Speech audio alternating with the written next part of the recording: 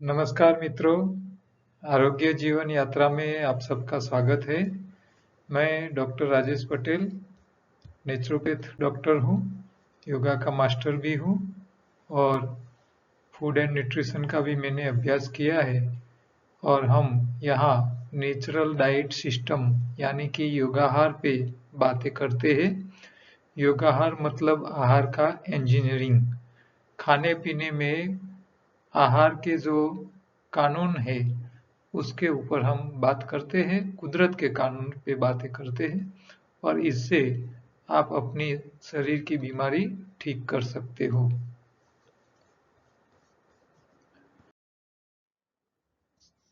काम की बातें में देखते हैं तो सरकार ने यहाँ गुजरात में धार्मिक स्थल यानी कि मंदिर हो या कोई भी धार्मिक प्लेस हो, वहाँ बाहर उसके बाहर भीख मांगने पर प्रतिबंध मांगा है, किया है। गुजरात सरकार ने धार्मिक स्थल के बाहर भीख मांगने पर प्रतिबंध डाला है। और ट्रेजेडी ऐसी है कि धार्मिक स्थल के अंदर जाने वाला धार्मिक व्यक्ति अंदर जाके भीख मांग सकता है, उसकी छूट है, बाहर आपको भीख मांगने की छूट नहीं है। तो ये विचित्र बाबत है, ये कलयुग की निशानी है। आपको बाहर भीख मांगने की छूट नहीं है, लेकिन मंदिर में जाके आप भगवान के सामने भीख मांग सकते हो। तो आपका जीवन ऐसा होना चाहिए कि न मंदिर के बाहर भीख मांगने की जरूरत पड़े, न मंदिर के अंदर जाके भीख मांगने की जरूरत पड़े। आप अंदर जाते हो तो भगवान का दर्शन करते हो। दर्शन तो एक मूर्ति है, वहां जाके आप हाथ जोड़ के आंख बंद करते हो। तो ये आंख बंद करने का मतलब ही है आपको आपके अंदर देखना है, आपके अंदर बैठे हुए भगवान को, आत्मा को जागृत करना है और उनको इतना कैपेबल करना है कि वो आपकी सारी मुरादें पूरी कर सके। हाँ? आपको ऊपर वाले के सामने भीख नहीं मांगनी है, आपको ऊपर वाले को इतनी विनंती करनी है कि प्रभु मुझे मेरी शक्ति के हिसाब से और मैं जिसको संभाल सकूं इतना ही मुझे देना, इससे ज्यादा मत देना। ये आपको रिक्वेस्ट ऊपर वाले को करने की होती है। हाँ, आप पैसा ज्यादा संभाल नहीं सको और आपको करोड़ों की लॉटरी लग जाएगी तो क्या होगा? हाँ, आप संभाल ही नहीं पाओगे। ठीक है। अच्छा, आप 5-10 बच्चे पैदा कर लो और उसकी भरण पोषण की भी ताकत नहीं है तो क्या होगा?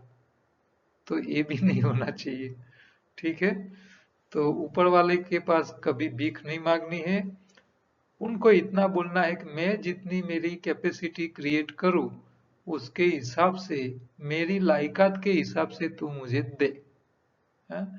आपको ज्यादा मार्क्स चाहिए परीक्षा में तो मेहनत ज्यादा करनी पड़ेगी, आपको ज्यादा पैसा चाहिए तो ज्यादा मेहनत करो, आपको अच्छी हेल्थ चाहिए तो इसके पीछे भी योगाहार करने की मेहनत करनी पड़ेगी। ठीक है। दूसरा एक अच्छी बात है कि क्या अंग्रेजी माध्यम में पढ़ने वाले बच्चे ही होशियार बनते हैं? तो ये मानसिकता गलत है। आजकल सारे लोग अपने बच्चों को इंग्लिश मीडियम स्कूल में रखते हैं। इंग्लिश में हमने देखा है, यहाँ गुजरात में, अहमदाबाद में गुजराती लोगों ने अपने बच्चे को इंग्लिश मीडियम में रखा है। वहाँ के जो टीचर है वो नॉन गुजराती होते हैं, तो वो बच्चे घर आके आधा हिंदी, आधा गुजराती और आधा अंग्रेजी बोलते हैं। तीनों मिक्सिंग वाली भाषा बोलने लगते हैं। ठीक है। दूसरा, साइंस ऐसा बताता है, रिसर्च ऐसा कहता है कि आपको आपके बच्चे को अच्छी विज्ञान और गणित की भाषा विषय को अच्छी तरह सिखाना है तो वो अपनी मातृभाषा में पढ़ाइए। मैं अपनी ही बात करता हूँ। मेरा लड़का 12वीं कक्षा तक गुजराती मीडियम में ही बना था और उन्होंने बिना ट्यूशन किए 10वीं कक्षा में एसएससी में बोर्ड में 12th रैंक पे था बिना ट्यूशन से, और 12वीं में भी वो डिस्ट्रिक्ट लेवल पे फर्स्ट था। उन्होंने बीटेक पेट्रोलियम इंजीनियरिंग में किया तो वो भी टॉप लेवल पे गोल्ड मेडलिस्ट था। वो अपने बल पे मास्टर करने के लिए यूएस गया तो वो भी स्कॉलरशिप के साथ बिना फी, और उसके बाद वो भी गोल्ड मेडल हुआ, और उसमें उसके बाद भी उन्होंने पीएचडी भी कंप्लीट की, वो भी स्कॉलरशिप के साथ। वो टोटली गुजराती मीडियम में पढ़ा था। आपको आपके बच्चे की साइंस, आपके बच्चे की मैथमेटिक्स और लॉजिक अच्छी तरह इम्प्रूव करना है तो उसको अपनी मातृभाषा में पढ़ाइए। जितने बड़े बड़े साइंटिस्ट हो चुके हैं वो सारे मातृभाषा में ही पढ़े हैं। अंग्रेजी मीडियम की इतनी ज्यादा इसके पीछे ज्यादा मत भागे, ठीक है। ये बहुत जरूरी है, अंग्रेजी जरूरी है, लेकिन उसके लिए आप अपनी मातृभाषा को साइड पे मत करो, ठीक है। तो ये एक आपको मेरी अंगत राय है, फिर वो आपको सोचना है क्या करना है आगे।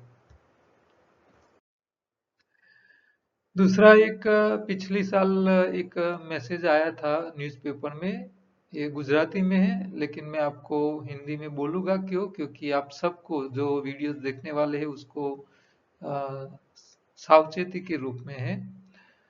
एक सासू थी, उन्होंने अपनी गर्भवती बहू की सीजेरियन तभी रवि पुष्य नक्षत्र में करवाया, और पंडित ने उनको सलाह दी थी कि आपकी बहू की, गर्भवती बहू की सीजेरियन रवि पुष्य नक्षत्र में करवाओगे तो आपको बेटी की जगह बेटा आएगा आपकी बहू को।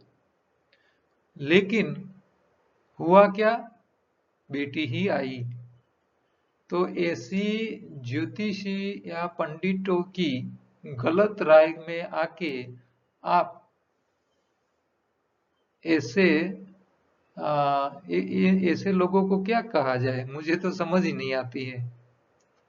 हाँ, तो ये बाद में ये जो बहू थी उन्होंने भी उनकी सासू से छाट छुड़ने के लिए छूटा छेड़ा ले लिया। हाँ, तो ऐसी आप गलत फहमी में मत रहिए। आपके शरीर में बीमारी आती है, बेटा या बहू बच्ची पैदा होगी, वो आपके हाथ में नहीं है, वो कुदरत के हाथ में है, और कोई ग्रह, कोई नक्षत्र या कोई विधि विधान उसमें कोई चेंज नहीं कर सकता है। ये आपको ध्यान रखना है, और ऐसी गलत बातों में मत आइए। सारे पंडित ऐसे नहीं हैं, ले भागू होते हैं सब फील्ड में, इसी तरह इस फील्ड में भी है। तो ये आप लोगों को माइंड वॉश करके आपको गलत रास्ते ले जाते हैं, इससे आपको बचना है। ये पूरा न्यूज़पेपर में एक रिपोर्ट आया था। तो ये छोटी बातें से हमको सीखना है। देखो, न्यूज़पेपर में आपको अच्छी या गलत सब बातें आती है, उसमें से आपको काम की ढूंढ लेनी है, सीख लेनी है, और वहां से सीख के आपके जीवन में वैसी समस्या न आए, इसके लिए आपको ये बातें याद रखनी है। माइंड पॉजिटिव रखिए। सब सब समस्या में से वो क्यों ऐसा हुआ, इसके पीछे कौन जिम्मेदार है, वो सारी बातें ढूंढने की माइंड सेट करो, तो आपके जीवन में समस्याएं कम आएगी। मैंने मेरे बेटे की शादी बिना मुहूर्त 31 दिसंबर 31/12 को बिना मुहूर्त का करवाया था, ठीक है। तो ऐसा जरूरी नहीं है कि मुहूर्त के दिन, जन्म और मृत्यु जब मुहूर्त देख के नहीं होती है तो फिर कोई कर्म करने के लिए मुहूर्त की जरूरत नहीं है। आप अच्छे काम के लिए, आपके लिए सारे मुहूर्त ही है, सारे दिन मुहूर्त वाले ही है। ठीक है, तो इसमें आपको इसमें अंधश्रद्धा में रहने की जरूरत नहीं है, ये आप खास ध्यान रखें। दूसरा, एक भाई मुझे ऐसा बोल रहा था कि कंजूसाई करके इकट्ठा की हुई मिल्कत को जीते जी ही सही ठिकाने लगा देना। आपने पूरे जीवन में जो मिल्कत इकट्ठा की है, वो आपका जीवन पूरा होने से पहले उसको सही ठिकाने लगा देना, नहीं तो नए जन्म में वही मिल्कत की चौकीदारी करने की नौबत आएगी। मतलब आपके पास जो भी मिल्कत इकट्ठा किया है उसको सही ठिकाने, जरूरत लोगों को, समाज में से लिया है तो समाज को वापस दो। वानप्रस्थ जिंदगी का मतलब यही है, जरूरत के हिसाब से आप मिल्कत इकट्ठा करो, उसको अच्छी जगह, अच्छे रास्ते ठिकाने पे लगाइए। आप जब छोड़ के जाओ तो आपका जीव वो मिल्कत में रहना चाहिए, नहीं तो वॉचमैन बन के वापिस आना पड़ेगा। ठीक है।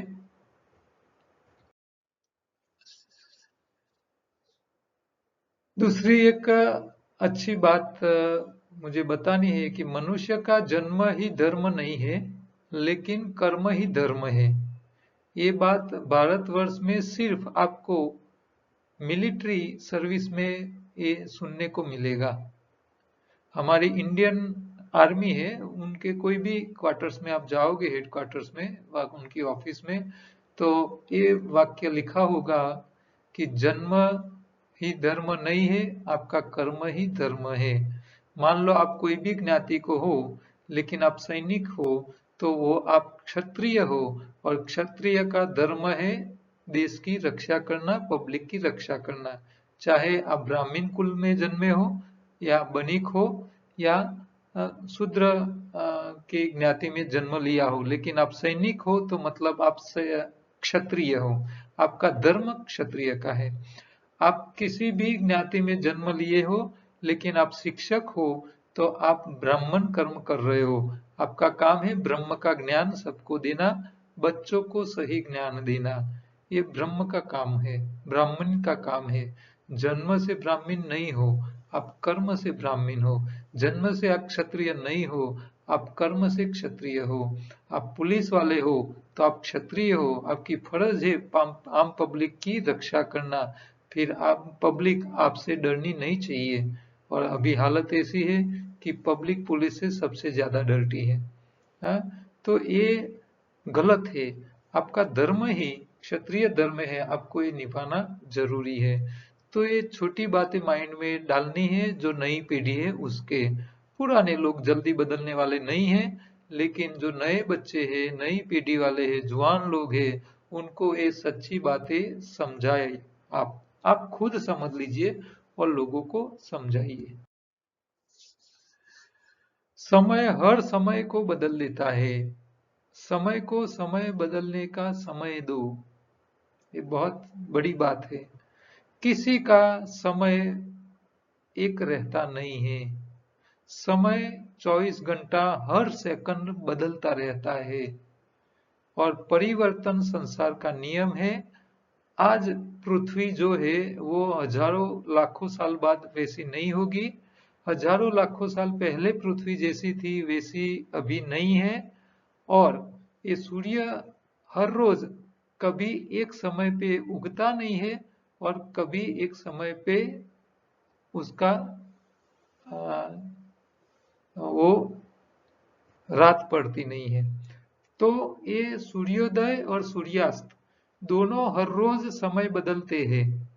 ठीक है, आपकी उम्र हर सेकंड बढ़ रही है, तो समय समय को बदल रहा है। हाँ? आपके जीवन में जो भी है, समस्या हो, अच्छा हो, बुरा हो, जो भी हो, वो परमानेंट नहीं है, वो बदलने वाला है। आपके शरीर में बीमारी है तो उसको आप बदल सकते हो, वो आपके हाथ में है। ठीक है, तो समय दे दो, एनडीएस फॉलो करो, योगाहार करो, समय दोगे, समय आपके समय को बदल देगा। आपकी बीमारी वाली समय चल रही है तो वो उसमें से भी बाहर निकाल के दे देगा।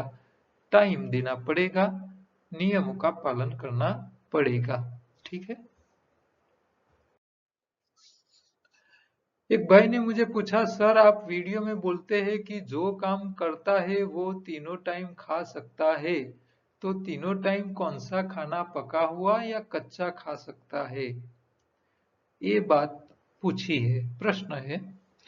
तो यहाँ मैं आपको 2 दिन पहले भी मैंने बताया था, हर रोज बताता हूँ कि जो लोग मेहनत करते हैं उन लोगों को एक टाइम उपवास करने की जरूरत नहीं है। खेतों में काम करने वाले मजदूर लोग हैं, जो भी है, हाँ, पूरे दिन ज्यादा शारीरिक श्रम करने वाले को उपवास की जरूरत नहीं है। वो जितनी मेहनत करते हैं उसके हिसाब से उसको खुराक खाना है। वो खुराक चाहे वो 3 टाइम में खाए, 6 बार खाए या 2 बार खाए, जो भी खाना है उसको जितना काम जितनी कैलोरी खर्च करता है उसके हिसाब से कैलोरी वाला खुराक खाना है। लेकिन जो भी खाना है वो खाने का तरीका उसको सही रखना है। चबा चबा के खाना है। शरीर काम करेगा, कैलोरी इस्तेमाल करता है, शरीर बर्न करता है कैलोरी को, तो सामने शरीर में वियर एंड टीयर होता है, घिसारा पड़ता है। तो वो घिसारा पूरा करने के लिए सामने शरीर को उतनी ही पोषक तत्व की आवश्यकता बढ़ती है। पोषक तत्व ज्यादा शरीर को जरूरत पड़ती है तो वो पोषक तत्व आपको हरी पत्ती से ही ज्यादा मिलेंगे। तो जो लोग मजदूरी ज्यादा करते हैं उनको हरी पत्ती भी साथ में खानी चाहिए, उसको पका के खानी नहीं है। ये आपको ध्यान रखना है। खाने का कोई नियम नहीं है, हम तो सिंपल सा नियम बताते हैं। आपको भूख लगे तब खाना है, प्यास लगे तब पीना है पानी। बिना प्यास का पानी और बिना भूख का भोजन दोनों जहर समान है। हर व्यक्ति अपने आप को पहचाने, अपने शरीर को फीलिंग आनी चाहिए कि आपको प्यास लगी है।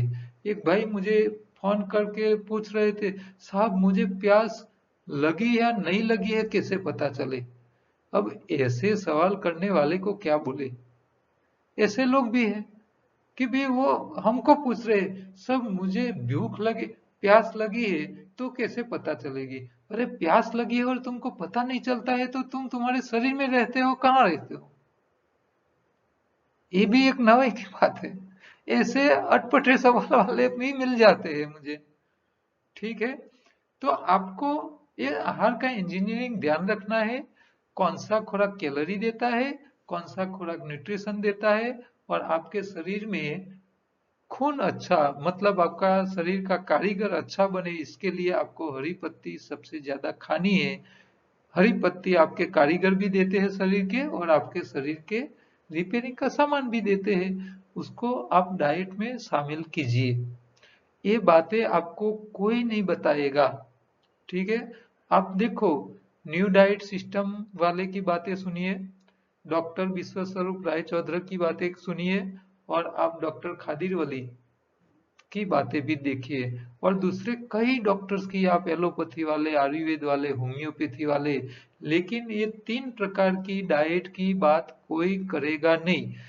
कौन सा स्वाद भी शरीर में क्या करता है वो भी आपको कोई सिखाएगा नहीं। ये बातें आपको यहाँ से जानने को मिलते हैं। ठीक है। तो ये कौन कब खाना है? जब भूख लगते तब खाना है। खाने का तरीका सही होना चाहिए। खाने से पहले आपको कम से कम 15 मिनट से आधे घंटे पहले पानी पी लेना चाहिए। इसीलिए क्योंकि आप पानी पी लोगे तो इससे आप जब भोजन करने बैठोगे तो आपके मुंह में सलाइवा ज्यादा पैदा होगी। सलाइवा आप चबा पाओगे, और चबाने के बाद सलाइवा ज्यादा पैदा होगी तो आप अच्छी तरह वो खाया हुआ डाइजेस्ट कर पाओगे। अच्छा, सब्जी जो खानी है वो हम पोषक तत्व के लिए खाते हैं। तो जो वजन में हल्की है, पत्ती सब्जी और फल, उनको कभी पका के मत खाइए। हाँ, आप कंदमूल को पका के खाओगे, क्यों? वजन वाले हैं, और वजन वाले खुराक कभी वो कैलोरी वाले ही है, वो कैलोरी में से कुछ ज्यादा इतना चेंज होने वाला नहीं, वो कैलोरी वाले ही रहते हैं, तो वो इतना नुकसान वाले नहीं है। लेकिन जो हल्की चीजें है वो जब गर्म होती है तो उसके बंधारण में बहुत बड़ा फर्क आ जाता है और शरीर के कोई काम का न्यूट्रिशन नहीं रहता है। इसीलिए आप कोई भी सब्जी को कुकर में मत बनाइए, स्लो कुकिंग मेथड एडॉप्ट कीजिए, हो सकता है तो सोलर कुकर में तैयार कीजिए और एक ही बार पकाया खाए। जो ज्यादा मेहनत करते हो वो दोनों टाइम पकाया खाए, कोई बात नहीं, लेकिन हरी पत्ती उनके खुराक में शामिल रखे। हाँ, कच्चा भी खाए, पकाया भी खाए, दोनों को शामिल करे उनके खुराक में, डाइट में। एक भाई ने पूछना है, सर ब्लोटिंग माटेना उपाय जनावशो। अब ब्लोटिंग का मतलब है फूल जाना। हाँ, पेट दोपहर को बड़ा हो गया है और शाम को देखो तो छोटा हो गया है, तो ये फ्लश हो जाती है, अंदर हवा भर जाती है, हवा निकल जाती है तो पेट बैठ जाता है, ये इसको ब्लोटिंग कहते हैं। तो ब्लोटिंग क्यों होता है, हवा क्यों भर जाती है, पेट फूल जाने के पीछे वजह क्या है? तो इसके पीछे 11 कारण है। एक तो है ज्यादा सॉल्टी और हाईली प्रोसेस्ड फूड, ज्यादा पकाए हुए फ्रूट फल फूड, फ्रूट फल नहीं, फ्रूट फूड, ज्यादा पकाया फूड खाओगे, उबाले हुए ज्यादा खाओगे तो वो आपको पेट में गैस कर सकते हैं। कार्बोनेटेड ड्रिंक्स, कोल्ड ड्रिंक जो होते हैं वो भी शरीर में ऐसी ब्लोटिंग की समस्या ला सकते हैं। ज्यादातर डेयरी प्रोडक्ट ऐसी समस्या लाते हैं। हाई कार्बोहाइड्रेट्स फूड, जिसमें मीठी चीजें, ज्यादा मीठी चीज खाओगे तो वो भी शरीर में समस्या लाती है। क्रूसीफेरस मतलब लीफी, पत्तियों वाली, तो बारिश के मौसम में पत्ती वाली जब आप पत्तियों का रस पियोगे तो वो भी गैस करेंगे, पेट फुलाएंगे। रॉ वेजिटेबल्स, हाँ, जिसमें पानी का प्रमाण ज्यादा है और बारिश में वो चीजें आप खाते हैं तो बारिश में ये आफरा, एक गुजराती में उसको बोलते हैं आफरा, ब्लोटिंग मतलब आफला, आफरा, हाँ, पेट फूल जाना, उसको ब्लोटिंग बोलते हैं। ठीक है, तो इससे भी समस्या आती है। लिगुमेस मतलब लिली, એટલે वन टाइप की ऐसी वेजिटेबल्स आते हैं जिसमें पानी ज्यादा हो, ऐसी चीजें भी उस आपको शरीर में समस्या लाती है। आर्टिफिशियल स्वीटनर, फैक्ट्री में बने हुए स्वीटनर जो है, जो केमिकल है, वो भी आपको ये समस्या ला सकती है। स्पाइसी फूड, ज्यादा मरी मसाले वाले फूड भी ये समस्या ला सकती है। टोटली एसिडिक फूड, हाँ, कॉफी है, टी है, फ्रूट, जो आर्टिफिशियल फ्लेवर्स वाले जो फ्रूट जूस है, अल्कोहल है, वो भी ऐसी समस्या ला सकती है। और गम और हार्ड कैंडी, जो गुंदल जो होता है, वो चिकनाहट वाली खुराक, वो और कठन कैंडी आप खाते हो तो वो भी आपको ब्लोटिंग करते हैं। इससे बचने के लिए सबसे बढ़िया तरीका ये है, चबा चबा के खाने की आदत डालो, जितना खुराक पेट में जाए उतनी मुंह की लार भेजो, तो वो हमारी सलाइवा जो है वो एंटी बैक्टीरियल प्रॉपर्टी वाला होता है, वो गैस करने वाले बैक्टीरिया को मारने का काम करता है। साइट्रस फ्रूट, खट्टे फल खाइए, जिसको ब्लोटिंग की समस्या है, आफरा की समस्या है, उन लोगों को खट्टे फल खाने चाहिए। नींबू पानी है, पाइनएप्पल है, संतरा, मौसम्बी, जो खट्टे हो, हाँ? पके हुए मीठे फल नहीं खाने हैं ब्लोटिंग वाले को, उसको खट्टे फल खाने हैं। ठीक है। अच्छा, सबसे अच्छा तरीका है हींग, जो हम तड़का लगाने के लिए डालते हैं ना, આપણે શાક કરવા વઘાર કરવાની હિંગ વાપરીએ છે, तो आधी चम्मच हींग पानी में गुला के, आधी वाटकी पानी में, और पी लो, और फिर आप लेफ्ट साइड लेट जाइए, तो आपके जठर में, स्टमक में हो गया जो गैस है, दूसरे ही मिनट, 5 मिनट में आपको आफरे से मुक्त कर देगा। ठीक है, तो ये एनिमा रेगुलर लेते लिए आपकी छोटी आंत के अंदर गैस न बने और ज्यादा खराब बैक्टीरिया इकट्ठा न हो जाए, इसके लिए मल शुद्धि पाउडर का इस्तेमाल हफ्ते में 2 बार कीजिए, तो जिन लोगों को ब्लोटिंग की समस्या है वो मल शुद्धि पाउडर का इस्तेमाल करें और एनिमा रेगुलर लेते रहे। तो ये ब्लोटिंग की समस्या के कॉज और उसकी रेमेडीज कैसे उससे बाहर आ सकते हैं उसके ऊपर ये है। आहार का इंजीनियरिंग आपको याद रखना है। सुबह में एनिमा, दोपहर तक फास्टिंग, या तो सुबह में योगा एक्सरसाइज करना है, नहीं कर सकते हो तो उपवास करना है। दोपहर से शाम के बीच में अल्कलाइन खुराक खाना है। आपको हरी पत्ती सबसे ज्यादा खानी है क्योंकि वो आपके शरीर के कारीगर और न्यूट्रिशन देते हैं। बाकी शक्ति वाला तो आप वजन में भारी चीज खाते ही हो, जरूरत के हिसाब से शक्ति वाली खाना है। जो पानी में बैठ जाता है, डूब जाता है, वो ताकत देता है। पानी में तैरने वाले ज्यादातर न्यूट्रिशन देते हैं। रिपेयरिंग का सामान वही है, न्यूट्रिशन। ठीक है, तो पत्तियां से ज्यादा कोई नहीं मिलता है। शरीर के कामदार मतलब हरी पत्ती का हरा रंग, जो क्लोरोफिल शरीर में जाके हीमोग्लोबिन बनता है। और रात को एक ही टाइम पकाया खाइए। और डेयरी प्रोडक्ट्स बीमार है तो बंद कर लीजिए। हाँ, डेयरी प्रोडक्ट्स में भी हम थोड़ी छूट देते हैं। एक है दही और दूसरी है मक्खन। ये दो चीज, और वो भी देसी गाय का हो तो, देसी गाय का, भैंस का नहीं। हाँ, दूसरी प्राणियों का नहीं। वो आप थोड़ा खा सकते हो, इसमें नुकसान नहीं है। आप पूरी भगवत गीता ढूंढ लो, पढ़ लो, कहीं आपको भगवान कृष्ण ने दूध की लीला और घी की लीला की बातें कहीं नहीं मिलेगी। आपको सिर्फ और सिर्फ दही और मक्खन की ही बातें सुनने को मिलेगी। इससे ज्यादा और कुछ नहीं मिलेगा। ठीक है, तो ये अलग बात है। एनडीएस न्यू डाइट सिस्टम वाले तो ये भी मना करते हैं, लेकिन हम यहाँ दही और मक्खन को सही मानते हैं। घी को भी हम नहीं मानते हैं। मक्खन को फर्स्ट टाइम आप गर्म करो ना, तो वो घी बनता है और वो कभी ठंडी में भी जमता नहीं है। ठीक है, लेकिन वो ही घी को दूसरी बार आप गर्म करोगे तो वो जमना चालू हो जाता है गर्मी में भी। ठीक है, तो वो घी फिर खाने लायक नहीं रहता है। उसकी प्रॉपर्टी, उसका अंदर एटॉमिक स्ट्रक्चर आपके शरीर के लिए फिर काम का रहता नहीं है। ठीक है, और दही जो है वो आपके शरीर में अच्छे बैक्टीरिया, पाचन डाइजेस्ट करने के लिए अच्छे बैक्टीरिया की कॉलोनी बढ़ाते हैं। हाँ, मल को बंधन करते हैं। ठीक है, तो वो दही शरीर के लिए एक सही खुराक माना जाता है, लेकिन वो रात को एक ही टाइम और कभी कभी खाना है, हर रोज नहीं खाना है। हमारी योगाहार की जो फ्री सेमिनार लगते हैं अहमदाबाद गांधीनगर में, तो वो दोनों सेंटर पे जो लोग सेमिनार अटेंड करेंगे, वहाँ जाने वाले हर सेमिनार्थी को फीस तो है ही नहीं, लेकिन 500 रुपये, 499 रुपये की कॉस्ट की स्पिरुलिना फ्री मिलेगी। कंपनी वालों ने वो डोनेट करने के लिए हमको, जो लोग योगाहार का सेमिनार अटेंड करते हैं उसके लिए फ्री देने का वचन दिया है और दे रहे हैं हम।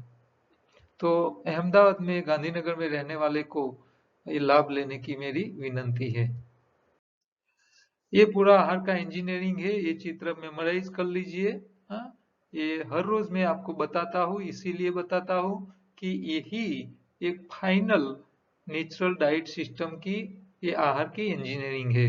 हाँ, इसमें थोड़ा आगे पीछे होगा, नया कुछ आएगा, लेकिन अभी तो ये इतने मुद्दे आपके लिए काफी है। ये भी एक चित्र आपको याद रखना है, शरीर की सफाई, शरीर का खुराक और सावधानी। ये सावधानी भी आपको ध्यान में रखनी है। छोटे हो या बड़े हो, सबके लिए आहार का इंजीनियरिंग काम का ही है। छोटे के लिए थोड़े नियम अलग है, बड़ों के लिए थोड़े अलग है, लेकिन सबके लिए आहार का नियम सब कॉमन है। थोड़ा आगे पीछे होता है तो आप कुदरत के नियम को समझ लो, यही आहार का इंजीनियरिंग है। योगाहार की बुक हमारी अवेलेबल है, अमेजोन पे अवेलेबल है, और हमारे पास से भी आप मंगवा सकते हो। इसके अंदर आहार का इंजीनियरिंग, रेसिपी और योग विज्ञान तीनों शामिल है। वो गुजराती में है। ई बुक भी अवेलेबल है अमेजोन किंडल पे। जो लोग हिंदी वाले हैं वो हमारी योगाहार यूट्यूब चैनल पे जाके योगाहार हिंदी में पूरा कोर्स करके प्ले लिस्ट है, वो पूरा सारे वीडियो देख ले तो उनकी ये पूरी कोर्स हो जाएगी। योगाहार को अपनाने के लिए शरीर के लिए पूरी किट हमने तैयार की है, जिसमें आपकी बड़ी आंत की सफाई के लिए एनिमा, छोटी आंत के लिए मल शुद्धि, शरीर के कारीगर और रिपेयरिंग के सामान के लिए हरी पत्तियों का पाउडर, योगाहार की बुक, नायलॉन छन्नी जूस या दूध बनाने के लिए, वेजिटेबल्स के, और मुंह में पानी लाने के लिए इमली के दाने। ये पूरी किट आपको घर बैठे मिल सकती है फ्री होम डिलीवरी। योगाहार का यूट्यूब चैनल है, उसके ऊपर आप जाइए। जो लोग नए हैं वो लोग वहाँ लोगों के अनुभव भी देख सकते हैं और आहार का इंजीनियरिंग भी वहां से देख सकते हो। एनिमा लेने की पद्धति करीब 1,90,000 के आसपास लोगों ने मेरा वीडियो देखा है, गुजराती में है, तो वो एनिमा लेने की तरीका जो है वो देखने के लिए आपको विनंती करता हूँ मैं। दूसरी हमारी एक फूड विथ लाइफ की चैनल है, वहां आपको अच्छी अच्छी खाने पीने की चीजें मिल जाएगी, तो ये भी आप देखते रहिए। और ये छोटा सा मैसेज, आप कहीं कुछ भी प्रिंट करवाते हो तो इसके साथ प्रिंट करवाइए, और करवाने के बाद हमको मैसेज कर लिए तो आपका नाम हम बताएंगे यहाँ हर रोज के वीडियो में। कल दोबारा दूसरी अच्छी काम की बातों के साथ, नए प्रश्नों के साथ बात करेंगे, दोबारा मिलेंगे। नमस्कार।